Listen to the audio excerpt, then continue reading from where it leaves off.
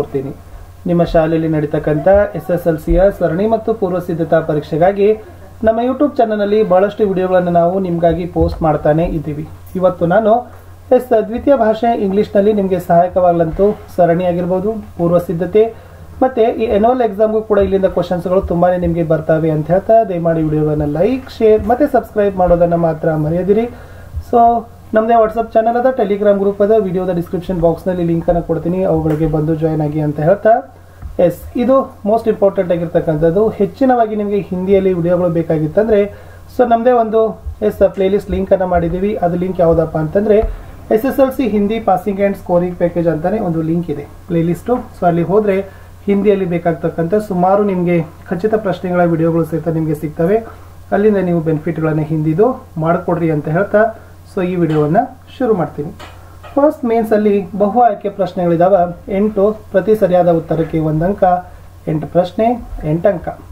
ಮೊದಲ ಪ್ರಶ್ನೆ, ನಿಮ್ನಲಿಖಿತ ಶಬ್ದೋं में से ಏಕವಚನ ಹೇ ಅಂತ ಕೇಳಿದ್ದಾರೆ. ಸೊ 4 ಪದಗಳಲ್ಲಿ ಏಕವಚನವಾಗಿರ್ತಕ್ಕಂಥ ಪದ ಯಾವುದಪ್ಪ ಅಂತಂದ್ರೆ ಬಿ ಆಂಕ್ ಅಂತಕ್ಕಂಥದ್ದು ಸರಿಯಾದ ಉತ್ತರ ಬರ್ತದೆ. ಪ್ರಶ್ನೆ 2, ಸುನಾನಾ ಶಬ್ದ ಕಾ ಪ್ರಥಮ ಪ್ರೇರಣಾರ್ಥಕ ಕ್ರಿಯಾ ಶಬ್ದ ಅಂತ ಕೇಳಿದರೆ ಅದು ಸುನನಾ ಅಂತ ಬರಬೇಕು. ಸೊ ಸುನನಾದ ಏನಾಗ್ತದಪ್ಪ ಅಂದ್ರೆ ಆಪ್ಷನ್ ಡಿ ಸುನಾನಾ ಇಸ್ ದ ರೈಟ್ ಆನ್ಸರ್. ಪ್ರಶ್ನೆ 3, ಸಂದೇಹ ಶಬ್ದ ಮೇ ವಿಲೋಮ ಶಬ್ದ ಹೇ ಅಂತ ಕೇಳಿದ್ದಾರೆ.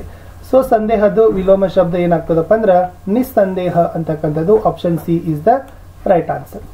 ಪ್ರಶ್ನೆ 4, ಮಹೇಶ್ ಡ್ಯಾಶ್ ಮಾತಾ ಖುಷ್ತಿ ಅಂತ ಕೇಳಿದರೆ ಕಾರಕ ಚಿಹ್ನೆಯನ್ನು ತುಂಬಬೇಕು. ಸೊ ಏನಾಗ್ತದಪ್ಪ ಅಂದ್ರೆ ಮಹೇಶ್ ಕಿ ಮಾತಾ ಖುಷ್ತಿ ಅಂತ ಬರ್ತದೆ. ಸೊ ಆಪ್ಷನ್ ಬಿ ಕಿ ಅಂತಕ್ಕಂಥದ್ದು ರೈಟ್ ಆನ್ಸರ್. ಪ್ರಶ್ನೆ 5, ಏಕ ಚಲನಿ ಮೇ ತುಮೆ ಕ್ಯಾ ಬಚೇಗಾ ಅಂತ ಇದೆ. ಸೊ ಇಲ್ಲಿ ಯಾವ ವಿರಾಮ ಚಿಹ್ನ ಪ್ರಯುಕ್ತ ಆಗ್ತದ ಅಂತ ಕೇಳಿದ್ರು. ಸೊ ಅಲ್ಪ ವಿರಾಮ, ಉದಾಹರಣ, ಪ್ರಶ್ನ, ಪೂರ್ಣ. ಏಕ ಚಲನಿ ಮೇ ತುಮೆ ಕ್ಯಾ ಅಂತ ಇದೆ. ಸೊ ಕ್ಯಾ ಅಂತಕ್ಕಂಥದ್ದು ಪ್ರಶ್ನವಾಚಕ ಬೋಧ ಕರ್ನೆ ವಾಲ ಶಬ್ದ ಹೇ. ಸೊ ಪ್ರಶ್ನವಾಚಕ ಚಿಹ್ನ ಅಂತಕ್ಕಂಥದ್ದು ರೈಟ್ ಆನ್ಸರ್. ಪ್ರಶ್ನೆ 6, ಸದೈವ ಶಬ್ದ ಮೇ ಸಂಧಿ ಹೇ ಅಂತ ಕೇಳಿದ್ದಾರೆ. ಮೇಲೆ 2 ಬಡಿಗೆ ಇದಾವೆ, ಇಟ್ ಮೀನ್ಸ್ ಐ ಮಾತ್ರ ಅದ. ಸೊ ಅದೇನಾಗ್ತದಪ್ಪ ಅಂದ್ರೆ ಆಪ್ಷನ್ ಎ ವೃದ್ಧಿ ಸಂಧಿ ಅಂತಕ್ಕಂಥದ್ದು ಆಗ್ತದೆ. ಲಂಬೋದರ ಶಬ್ದ ಇಸ್ ಸಮಾಸ ಕಾ ಉದಾಹರಣೆ ಅಂತ ಕೇಳಿದ್ದಾರೆ. ಸೊ ಲಂಬೋದರದಲ್ಲಿ ಏನಾಗ್ತದಪ್ಪ ಅಂದ್ರೆ ಅನ್ಯ ಪದ ಪ್ರಧಾನವಾಗಿರ್ತಕ್ಕಂಥ ಸಮಾಸ. ಸೊ ಆಪ್ಷನ್ ಬಿ ಬಹುರ್ವಿಹಿ ಇಸ್ ದ ರೈಟ್ ಆನ್ಸರ್. ಪ್ರಶ್ನೆ 8, ಫುಲಾ ನಹಿ ಸಮಾನ ಇಸ್ ಮುಹಾವರೆ ಕಾ ಅರ್ಥ ಹೇ ಅಂತ ಕೇಳಿದ್ದಾರೆ. ಸೊ ಇದು ಮುಹಾವರ ಒಳಗೆ ಬರ್ತದೆ. ಸೊ ಇದೇನಾಗ್ತದಪ್ಪ ಅಂದ್ರೆ ಬಹುತ್ ಖುಷ್ ಹೋನಾ ಅಂತಕ್ಕಂಥದ್ದು ಇದು ಮುಹಾವರ ಬರ್ತದೆ. ಯಾಕಂದ್ರೆ ಆಲ್ಮೋಸ್ಟ್ ಮುಂಚೆನೂ ಕೂಡ ಮುಹಾವರಗಳನ್ನ ಕೇಳ್ತಿದ್ರು, ಬಟ್ ಈಗೂ ಕೂಡ ಸಿಲೆಬಸ್ ಕದ, ಬಟ್ ಪ್ರಶ್ನೆಗಳು ಬರ್ತಾ ಇಲ್ಲ. ಬಟ್ ಸ್ನೇಹಿತರೆ, ಖಂಡಿತವಾಗಿ ನಿಮಗೆ ಇಲ್ಲಿಂದ ಪ್ರಶ್ನೆಗಳು ಬರ್ತಕ್ಕಂಥ ಸಾಧ್ಯತೆ ತುಂಬಾನೇ ಇದಾವೆ. ಇದನ್ನು ಸ್ವಲ್ಪ ನೀವೇನ್ ಮಾಡಬೇಕು, ಚೆನ್ನಾಗಿ ನೋಡ್ಕೊಂಡು ಹೋಗಬೇಕು. ಅನುರೂಪತ ಕಹಾನಿ ಕಾಶ್ಮೀರಿ ಸೇವದ ಏಕಾಂಕಿ ಯಾವುದು ಅಂತ ಕೇಳಿದ್ದಾರೆ. ಸೊ ನಿಮ್ಮ ಟೆಕ್ಸ್ಟ್ ನಲ್ಲಿ ಇರ್ತಕ್ಕಂಥದ್ದು ಏಕಾಂಕಿ ಒಂದೇ ಒಂದು, ಅದೇ ಯಾವ್ದಪ್ಪ ಅಂದ್ರೆ ಬಸಂತ್ ಕಿ ಸಚ್ಚಾಯಿ is the right answer. So Basant ಕಿ ಸಚ್ಚಾಯಿ ಅನ್ನೋದು ಬರಿಬೇಕಾಗಿತ್ತು ಫುಲ್ ಸೆಂಟೆನ್ಸ್ ಅಲ್ಲಿ. ಪ್ರಶ್ನೆ 10, ಮಾತೃಭೂಮಿ ದೇಶ ಪ್ರೇಮ್ ಕಿ ಸೀಖ್ ಮಿಲ್ತಿ ಹೇ ಗಿಲ್ಲು ಡ್ಯಾಶ್ ಅಂತ ಕೇಳಿದ್ದಾರೆ. ಸೊ ಮಾತೃಭೂಮಿಯಿಂದ ನಿಮಗೆ ದೇಶ ಪ್ರೇಮದ ಸೀಖ್ ಕಲೀಲಿಕ್ಕೆ ಸಿಕ್ಕಿದ್ರೆ ಎಸ್ ಗಿಲ್ಲು ಪಾಠದಿಂದ ಏನೆಲ್ಲ ಕಲೀಲಿಕ್ಕೆ ಸಿಗ್ತದೆ ಅಂತ ಕೇಳಿದ್ರು. ಸೊ ಗಿಲ್ಲು ಪಾಠದಿಂದ ಸ್ನೇಹಿತರೆ ನಿಮ್ಗೆ ಏನಾಗ್ತದಪ್ಪ ಅಂತಂದ್ರೆ ಎಸ್ ಸ್ನೇಹ ಭಾವ ಅವ್ರ ಪ್ರಾಣಿ ದಯಾಕಿ ಸೀಖ್ ಅಂತಕ್ಕಂಥದ್ದಿದೆ. ಸೊ ಅದನ್ನು ನೀವು ಆಲ್ರೆಡಿ ಟೆಕ್ಸ್ಟ್ ನಲ್ಲಿ ಕೂಡ ಕೊಟ್ಟಿದ್ದಾರೆ. ಸ್ನೇಹ ಭಾವ ಅವ್ರ ಪ್ರಾಣಿ ದಯಾಕಿ ಸೀಖ್ ಅಂತ ಬರಿಬೇಕಿತ್ತು. ಪಹಾಡ ಗಿರಿ ಚೋಟಿ ಡ್ಯಾಶ್ ಅಂತ ಇದೆ, ಪದದ ಅರ್ಥ ಕೇಳಿದ್ರು. ಸೊ ಚೋಟಿ ಅನ್ನೋದು ಶಿಖರ ಪರ್ವತ ಅಂತ ಬರ್ತದೆ. ಇನ್ನು ರೋಬೋನಿಲ್ ಶೇರು ರೋಬೋದೀಪ್ ಡ್ಯಾಶ್ ಕೇಳಿದರೆ. ಸೊ ರೋಬೋದೀಪ್ ಅಂತಕ್ಕಂಥದ್ದು ಜಬರು ಇಸ್ ದ ರೈಟ್ ಆನ್ಸರ್. ಇದು ಝ ಅಂತಕ್ಕಂಥದ್ದು ಆಗಬೇಕು. ಎಸ್, ಮುಂದೆ ಹೋಗೋಣ 1 ಅಂಕದ ಪ್ರಶ್ನೆಗಳಿಗೆ. ಸೊ 1 ಅಂಕದ ಪ್ರಶ್ನೆನೂ ಕೂಡ ಮೋಸ್ಟ್ ಇಂಪಾರ್ಟೆಂಟ್ ಆಗಿರ್ತಕ್ಕಂಥ ಪ್ರಶ್ನೆನೇ ಇದಾವೆ ಸ್ನೇಹಿತರೆ. ಸೊ ನಿಮಗೆ ಬಹಳಷ್ಟು ಯೂಸ್ಫುಲ್ ಆಗಿರ್ತಕ್ಕಂಥದ್ದೇ ಇದಾವೆ. ಜೈ ಹಿಂದ್ ಕಾ ನಾದ್ ಕಹಾ ಕಹಾ ಪರ್ ಗುಂಜನಾ ಚಾಹಿಯೆ ಅಂತ ಕೇಳಿದ್ದಾರೆ. ಸೊ ದ ಆನ್ಸರ್ ಈಸ್ ಜೈ ಹಿಂದ್ ಕಾ ನಾದ್ ಸಕಲ ನಗರ और ग्राम पर गूंजना चाहिए. 14ನೇ ಪ್ರಶ್ನೆ, ಲೇಖಕ್ ಕೋ ಸ್ಟೇಷನ್ ಪರ್ ಮಾಲಿ ಕಿ ಯಾದ್ ಕ್ಯೂ ಆಯಿ ಅಂತ ಕೇಳಿದ್ದಾರೆ. ಸೊ ಮಾಲಿ ಯಾಕೆ ನೆನಪಿಗೆ ಬರ್ತಾನೆ ಅಂತಕ್ಕಂಥದ್ದು ಲೇಖಕಿಗೆ ಇರ್ತಕ್ಕಂಥ ಪ್ರಶ್ನೆ. ಸೊ ಇದು ನೀವು ಏನ್ ಬರಿಬಹುದಪ್ಪ ಅಂತಂದ್ರೆ ಆನ್ಸರ್ ಈಸ್ यस, लेखक को स्टेशन पर माली की याद आई क्योंकि उनका स्वागत 10 बड़ी फूल मालाओं से हुई थी. उन मालाओं को बेचने की याद में माली की याद आई ಅಂತಕ್ಕಂಥದ್ದು ನೀವು ಬರೆದ್ರೆ ನಿಮಗೆ ಅಂಕಗಳನ್ನು ಏನ್ ಮಾಡ್ತಾರಪ್ಪ ಅಂದ್ರೆ ಕೊಡ್ತಾರೆ. ಸೊ ಇದು ಸಿಂಪಲ್ ಆಗಿರ್ತಕ್ಕಂಥ ಪ್ರಶ್ನೆನೇ ಇತ್ತು. ಇನ್ನು ಮೇಜರ್ ಕಾ ನಾಮ್ ಕ್ಯಾ ತಾ ಅಂತ ಕೇಳಿದ್ದಾರೆ.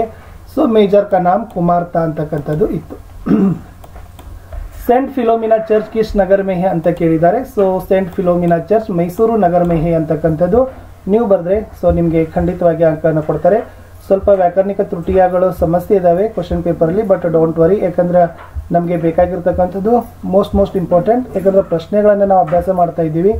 ಸೊ ಸ್ವಲ್ಪ ಸೆಕ್ಟರ್ಸ್ ಏನಾಗಿದ್ದರೆ ಮಾತ್ರಗಳ ಬಗ್ಗೆ ಕೈ ಕೊಟ್ಟಿದ್ದಾರೆ. ಪ್ರಶ್ನೆ 17, आजकल शिक्षित समाज में किसके बारे में विचार किया जाता है ಅಂತ ಇದೆ. ಸೊ ನಿಮಗೆಲ್ಲ ಗೊತ್ತಿದೆ, आजकल शिक्षित समाज में विटामिन और प्रोटीन के शब्दों के बारे में विचार करने की प्रवृत्ति हो रही है ಅಂತಕ್ಕಂಥದ್ದು ಬರೆದ್ರೆ ಸೊ ಖಂಡಿತವಾಗಿ ಈ ಪ್ರಶ್ನೆ ಸರಿ ಉತ್ತರ ಆಗ್ತದೆ. ಮುಂದಿನ ಪ್ರಶ್ನೆ, ಆಶಿ ಅಮ್ಮಾಜಿ ಅಬ್ದುಲ್ ಕಲಾಂ ಜಿ ಕೋ ಖಾನೆ ಮೇ ಕ್ಯಾ ಕ್ಯಾ ದೇತಿ ಥಿ ಅಂತ ಕೇಳಿದ್ದಾರೆ. ಏನೆಲ್ಲ ಊಟಕ್ಕೆ ಕೊಡ್ತಾ ಇದ್ರು ಅಂತ ಕೇಳಿದ್ದಾರೆ. So the simple answer is आशी अम्मा अब्दुल कलाम जी को खाने में उनके सामने केले का पत्ता बिछाती थी, फिर उस पर चावल, सुगंधित स्वादिष्ट सांभर डालती और घर में बना अचार और नारियल की ताजी चटनी भी देती थी ಅಂತಕ್ಕಂಥದ್ದು. ಸೊ 18ನೇ ಪ್ರಶ್ನೆ ಉತ್ತರವನ್ನು ನೀವು ಏನು ಮಾಡಬೇಕಾಗಿತ್ತು ಸ್ನೇಹಿತರೆ, ಬರೆದ್ರೆ ಸೊ ಇದ್ರ ಉತ್ತರ ಕಂಪ್ಲೀಟ್ ಆಗ್ತದೆ. ಮುಂದಿನ ಪ್ರಶ್ನೆ, ಭಾರತ್ ಮಾँ के प्रकृति सौंदर्य का वर्णन कीजिए ಅಂತ ಕೇಳಿದ್ದಾರೆ. भारत माँ के प्रकृति सौंदर्य वर्णन इस तरह है कि भारत के खेत और हरे भरे और सुहाने हैं. यहाँ के फल फूलों से युक्त वन और उपवन है. मातृभूमि के अंदर खनिजों की व्यापक संपत्ति है. हमें माँ मुक्त हस्त से सुख संपत्ति धनधाम को बांट रही है ಅಂತಕ್ಕಂಥ ಉತ್ತರವನ್ನು ನೀವು ಬರೆದ್ರೆ ಸೊ ಖಂಡಿತವಾಗಿ ಏನಾಗ್ತದಪ್ಪ ಅಂದ್ರೆ ಈ ಪ್ರಶ್ನೆ ಉತ್ತರನೂ ಕೂಡ ಕಂಪ್ಲೀಟ್ ಆಗ್ತದೆ. ಮುಂದಿನ ಪ್ರಶ್ನೆಗೆ ಹೋಗ್ತೀನಿ. ಪ್ರಶ್ನೆ ಸಂಖ್ಯೆ 20, मनुष्य के लिए सुख की प्राप्ति कब संभव है ಅಂತ ಕೇಳಿದ್ದಾರೆ. समय की पहचान ಅಂತಕ್ಕಂಥ ಪದ್ಯದ ಪ್ರಶ್ನೆ. मनुष्य को आलस और बहाना छोड़ना है. समय नष्ट किए बिना मेहनत से काम करने से सुख की प्राप्ति होती है ಅಂತಕ್ಕಂಥ ಬರೆದ್ರೆ ಸೊ ಕಂಪ್ಲೀಟ್ ಆಗಿರ್ತಕ್ಕಂಥ ಆನ್ಸರ್ ಏನಾಗ್ತದಪ್ಪ ಅಂದ್ರೆ ಬರ್ತದೆ.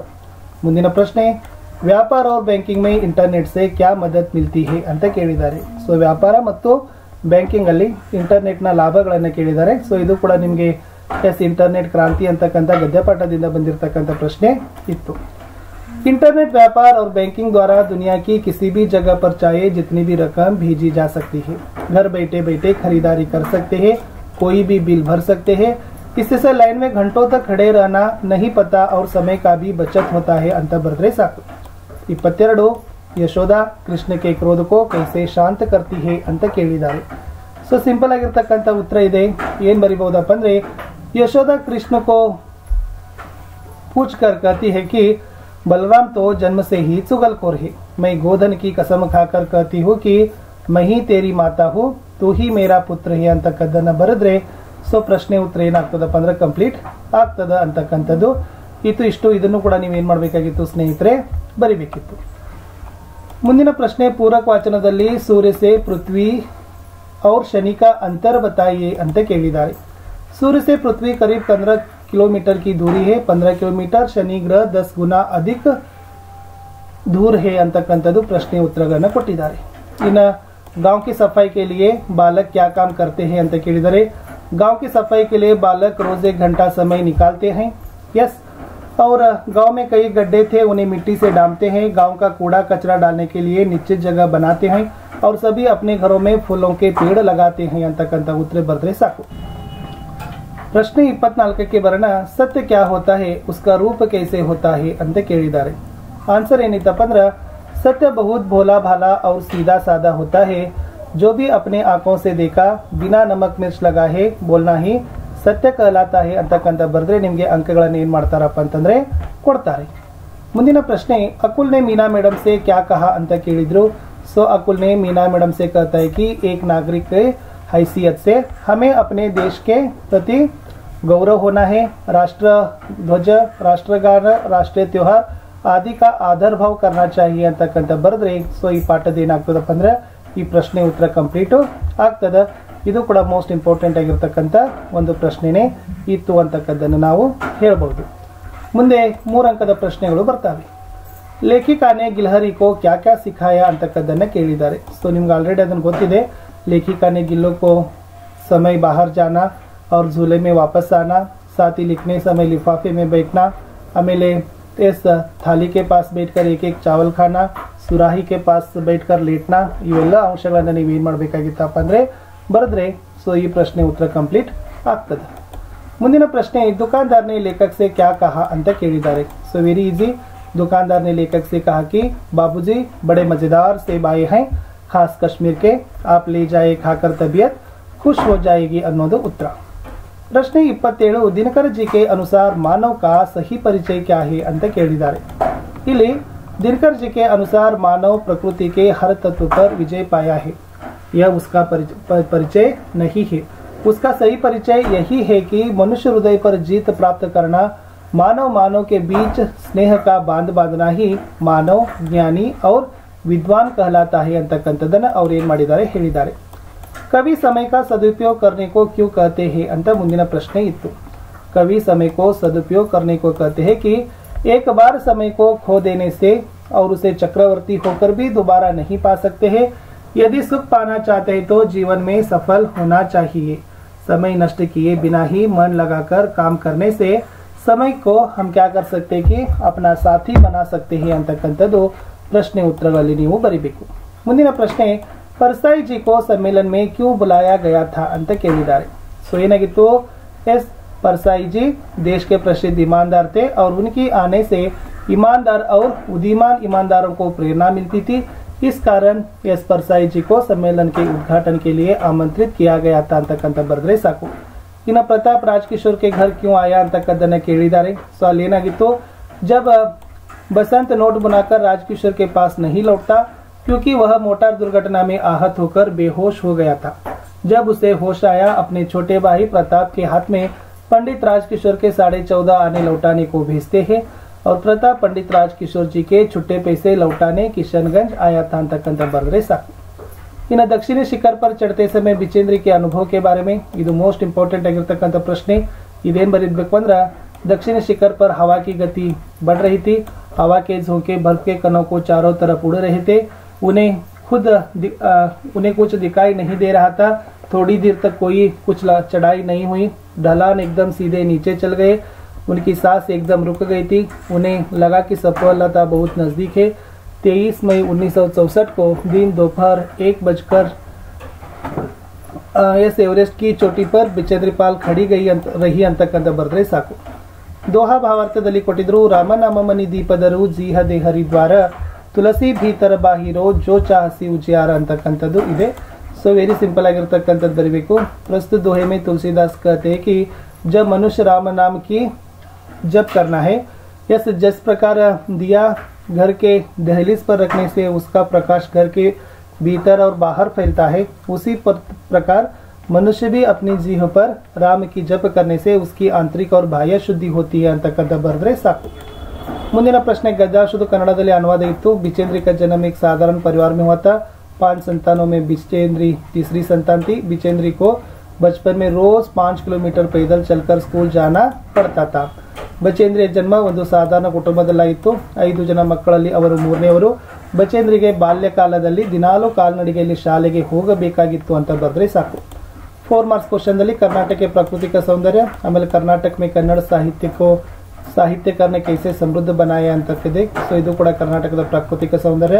ಇದು ಭಾಷಾ ಮತ್ತು ಸಂಸ್ಕೃತಿ ಸಾಹಿತ್ಯಕಾರಕ್ಕಿದ್ದು ಏನಿದೆ ಅದನ್ನು ಕೂಡ ನೋಡ್ಕೊಡ್ರಿ. ಇನ್ನು ನೆಕ್ಸ್ಟ್ ಪದ್ಯದಲ್ಲಿ असफलताದಿಂದ ಭಾಗವತು ಚೆನ್ನಾಗಿ ಪ್ರಾಕ್ಟೀಸ್ ಮಾಡಿ. असफलता एक चुनौती है, इसे स्वीकार करो. क्या कमी रह गई देखो और सुधार करो. जब तक न सफल हो नींद चैन को त्यागो तुम. संघर्ष का छोड़कर मत भागो तुम ಅಂತ ಬರೆದ್ರೆ ಸೊ ಇದರದ್ದು ನಿಮಗೆ ಏನು ಮಾಡ್ತಾರೆ 4 ಅಂಕ ಕೊಡ್ತಾರೆ. ಇನ್ನು ಅಪಠಿತ ಗದ್ಯಾಂಶ ನಿಮಗೆ ನಿಬಂಧಗಳಲ್ಲಿ ಇಂಟರ್ನೆಟ್ ಇದೆ, ಜನಸಂಖ್ಯೆ ಇದೆ, ಪರ್ಯಟನ ಇದೆ.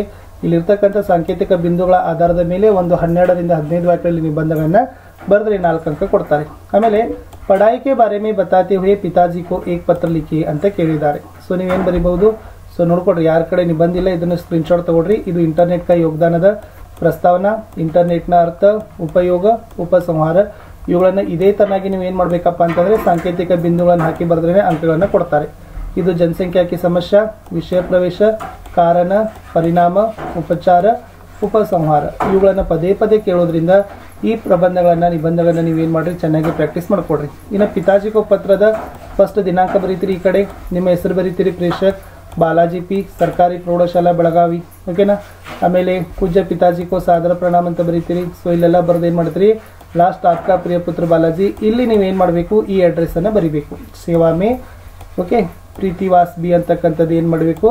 ಸೊ ಇದನ್ನು ನೀವೇನು ಮಾಡ್ತೀರಿ ಮೈಸೂರು 3 ಅಂತಕ್ಕಂಥ ಅಡ್ರೆಸ್ಸನ್ನು ಇಲ್ಲಿ ಬರೀಬೇಕು ಸೇವಾಮೆ. ಇಷ್ಟಾದರೆ ಇದು ಲೆಟರ್ ಕಂಪ್ಲೀಟ್ ಆಗ್ತದೆ.